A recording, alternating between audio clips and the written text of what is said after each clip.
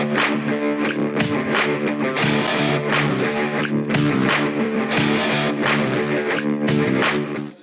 is put in another 2x10 here to help feel more secure about the support of this wall, because that was rotted also.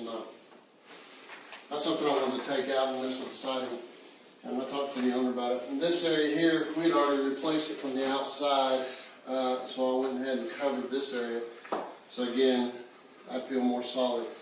But we're going to put another one out here even, so we have something to screw the plywood to and give it more support on that edge. And that's what we're at to now. We're going to put in floor joists, and we have those ready to roll. We'll have to fasten and mark on that wall. So far, in what, an hour, we put in all of the floor joists and layout, and the guys have struggled. We've got all the plastic on the ground, which is something I'm wanting to do to make things better. We're using pressure treated. You don't have to, but it doesn't cost that much more to go ahead and put pressure treated in. And it's the second time in very recent that I've seen plastic in the flooring catch water and then rot everything, floor joists and everything.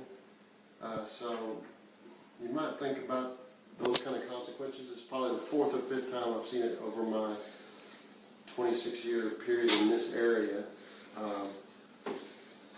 So I probably wouldn't put plastic in between the layers. I understand there's probably a reason, but if water gets consistently on there, it spreads over a larger area than if it wasn't there. It just stay in one area, maybe 3 or 4 feet, and this wouldn't be as big a project. But now we screwed everything, and now we're getting ready to put down plywood and some floor stiffeners, and we'll bring you in when we got this 1/2-inch plywood. This matches what is already there, and then we'll go the other way with the thicker plywood.